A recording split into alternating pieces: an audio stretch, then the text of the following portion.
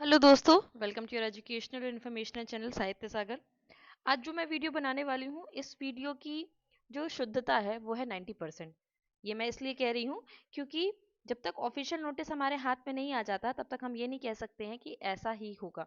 ठीक है, official notice आने के बाद ही हम बता सकते हैं आपको कि ऐसा ही होगा, लेकिन मैं 90% इसलिए बोल रही हूँ क्योंकि हम खुद आपकी जो एमपी एजुकेशन गेस्ट फैकल्टी की ये जो जॉब है, इसके पीछे काफ़ी दिनों से लगे हुए हैं, काफ़ी नज़र बनाए रखे हैं। चाहे वो कोर्ट केस हो, चाहे वो चॉइस फिलिंग हो, चाहे वो वेरिफिकेशन हो, रजिस्ट्रेशन हो, हम बहुत टाइम से ये सारी चीज़ें देख रहे हैं। वीडियो मैंने अभी बनाना शुरू किया है, लेकिन इसके पीछे हम काफ़ी लगभग लगभग तो 3 सालों से थे, तो हमें इसके बारे में जानकारी है। तो हम बराबर जानकारी बनाए रखे थे इस बारे में कि क्या होने वाला है, क्या होगा, क्या क्या चीज़ें हो सकती हैं, क्या क्या चीज़ें नहीं हो सकती हैं। तो ये वीडियो आप अपने अनुभव और आप अपने ट्रस्ट के हिसाब से देखें। मैं आपको ये नहीं कहूँगी 100% कि ऐसा ही होगा, ठीक है? पर आपको मेरे पास जो जानकारी है, तो मैंने सोचा आप तक मैं पहुँचा दूँ, बस मैं आपको वो कर रही हूँ। बाकी जैसे-जैसे समय आएगा तो आपको खुद ही पता चल जाएगा कि वीडियो में कितनी सच्चाई थी और कितनी सच्चाई नहीं थी, ठीक है? तो देखिए, सबसे पहली बात तो कि आपके रजिस्ट्रेशन होने वाले हैं 15 सितंबर तक, और जो जिनका चॉइस फिलिंग हो चुका था, सॉरी, वेरिफिकेशन हो चुका था चॉइस फिलिंग के लिए, उनकी चॉइस फिलिंग होने वाली है। जो फॉलन आउट वाले कैंडिडेट थे और जो अभी कार्यरत कर रहे हैं, उनके लिए एक बार फिर से जो रीलोकेशन है उसके लिए पोर्टल ओपन किया जाएगा। और चौथी बात ये कि अगर मान लीजिए हम अप्लाई करते हैं एमपे एजुकेशन में और हमारा गेस्ट फैकल्टी में नहीं होता है, मान लीजिए हमारे कुछ कम नंबर आ जाते हैं और हमारा गेस्ट फैकल्टी में नहीं होता है और फिलहाल हमारे पास कोई भी जॉब नहीं है, तो हमारे पास सेकेंड ऑप्शन क्या है? इन 4 टॉपिक्स पर हम आज अभी बात करेंगे। तो अगर आपको थोड़ा बहुत ट्रस्ट है तो आप कंटिन्यू कीजिए वीडियो में, वरना जैसे जैसे नोटिस आएगा तो नोटिफिकेशन तो हम आप तक प्रोवाइड करते ही जाएंगे। अगर आप बिजी हैं, अगर आपको ट्रस्ट नहीं है, तो आप थोड़ा सा अपना कुछ और काम करिए, 1 2 3 4 दिन में आपको वैसे भी पता चल जाएगा। ठीक है, तो यहाँ हम देख रहे हैं कि अभी आपको यहाँ पर नोटिस क्या दिख रहा है, 22 अगस्त का यहाँ पर ऑफिशियल वेबसाइट है ये। तो यहाँ पर आपको 22 अगस्त का नोटिस दिख रहा है। प्रीवियस में अगर जाएंगे तो 3 नोटिफिकेशन आपको दिखेंगे। एक नोटिफिकेशन दिखेगा आपको अतिथि विद्वान निर्देश क्रमांक, यहाँ पर ये दिया गया था कि जिनका रिलोकेशन हुआ है, अगर वो कार्यभार ग्रहण नहीं करेंगे तो उनको उस वर्तमान अकादमिक सत्र में स्थल परिवर्तन का लाभ नहीं दिया जाएगा। यानी कि जिन जिन फॉलन आउट और कार्यरत वाले कैंडिडेट ने अप्लाई किया था रिलोकेशन के लिए और उनको रिलोकेशन मिल चुका है और उन्होंने अगर वहां ज्वाइन नहीं किया तो उनको लाभ नहीं मिलेगा उस साल। एक नोटिफिकेशन आपको ये दिख रहा है, एक नोटिफिकेशन आपको यहाँ पर दिख रहा है कि अतिथि विद्वान की आमंत्रण सूची। तो इसमें आमंत्रण सूची क्या थी? ये वाली आमंत्रण सूची थी, इसके बारे में भी हम वीडियो बना चुके हैं। तीसरा था कि अतिथि विद्वान आमंत्रण प्रक्रिया सत्र 2025-26 हेतु पद्य अद्यतन करने विषय। ठीक है, तो इसमें ये था कि जो आपका ये वाला नोटिस था कि कुछ इशू हो गया था, संस्कृत, उर्दू, मनोविज्ञान, गृह विज्ञान, संगीत पदों में विसंगति हुई थी, तो फिर उसके बाद लिस्ट आ गई थी और रीलोकेशन हो गया था। इतने ही नोटिस आपको दिख रहे होंगे, इसके अलावा नोटिस नहीं दिख रहा होगा।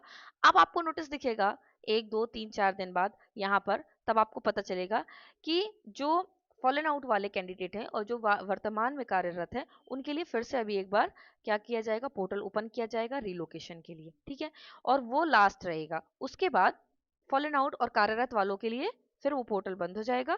फिर 15 सितंबर के आसपास जो न्यू कैंडिडेट है उनके लिए रजिस्ट्रेशन ओपन किया जाएगा। साथ ही साथ जिनकी पूर्व में चॉइस फिलिंग हो चुकी है उनके लिए, मतलब रजिस्ट्रेशन भी होंगे और फिर चॉइस फिलिंग भी होगी और कंबाइन कर देंगे जो जिनका पहले से वेरिफिकेशन हो चुका है उनको और न्यू कैंडिडेट को। ये मैं एक बार 2 3 बार मैं बोल भी चुकी हूँ, मुझे मैसेजेस आए हैं तो भी मैंने बोला सितंबर, मैंने तब भी बोला था, 1 महीना पहले भी मैंने आपको बोला था कि सितंबर तक नोटिस आएगा और वो अभी भी इसी की प्रक्रिया चल रही है कि सितंबर तक आएगा। और ये सूचना आप मुझे घर बैठे कैसे मिली, कि अगर मैं घर में बैठी हूँ मुझे सूचना कैसे मिले और मैं आप तक कैसे प्रोवाइड करवा रही हूँ।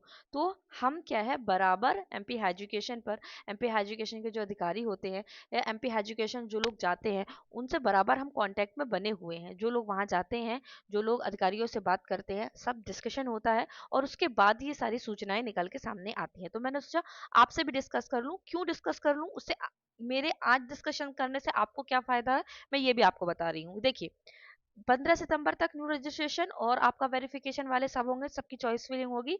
और इसमें ज़्यादा चांसेस है कि जो वर्तमान में अभी जन भागीदारी में काम कर रहे हैं, जो भी लोग, वो भी अप्लाई करेंगे एमपी हायर एजुकेशन में।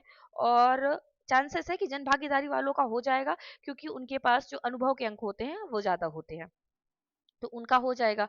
तो जो अगर वो वर्तमान में जन भागीदारी में काम कर रहे हैं, तो स्वाभाविक सी बात है जब वो एमपी एजुकेशन में उनका अगर चॉइस फिलिंग हो जाता है और उनको सीट मिल जाती है, तो उनकी जन भागीदारी की सीट वैकेंट हो जाएगी। जब उनकी सीट वैकेंट हो जाएगी, तो स्वाभाविक सी बात है कि उस वैकेंट सीट पर भी फिर से नियुक्ति होगी। आप समझ रहे हैं कि अगर मान लीजिए आपका आपने एमपी एजुकेशन गेस्ट फैकल्टी में भरा और आपका नहीं हुआ किन्हीं कारणवश, आपके पास सेकेंड अपॉर्चुनिटी रहेगी जन भागीदारी के लिए। तो मेरा कहना यह है कि आप एमपी हायर एजुकेशन के लिए तो कुछ विशेष तैयारी आपको नहीं करनी है, रजिस्ट्रेशन कराना है और घर बैठे आपको चॉइस फिलिंग करनी है।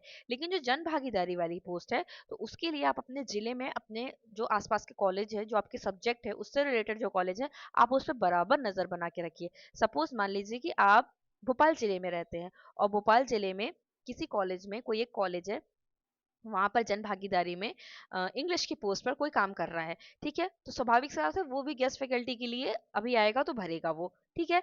तो आप गेस्ट फैकल्टी पर तो फोकस कीजिए एमपी एजुकेशन की, लेकिन साथ साथ जनभागीदारी पर भी फोकस कीजिए कि अगर उसका सिलेक्शन हो जाता तो उसकी सीट वैकेंट होगी, तो आप बराबर उस कॉलेज में अपना रिज्यूम और जो भी डॉक्यूमेंट्स रहते हैं आप वो बनाकर पर्याप्त रखिए, वहां जाइए, कांटेक्ट बढ़ाइए और वहां पर अपना एप्लीकेशन पूरी पहुंचाने की कोशिश कीजिए। भले ही वैकेंट सीट का आपको नोटिफिकेशन आए अथवा ना आए, लेकिन आप बराबर उस कॉलेज पे नजर रखिए, क्योंकि कभी कभी क्या होता है जो कॉलेजेस होते हैं, कभी कभी आपने हमेशा मेरे वीडियोस में देखा होगा कि ऑफिशियल वेबसाइट पर क्या होता है, नोटिफिकेशन नहीं दिखाया जाता है ना।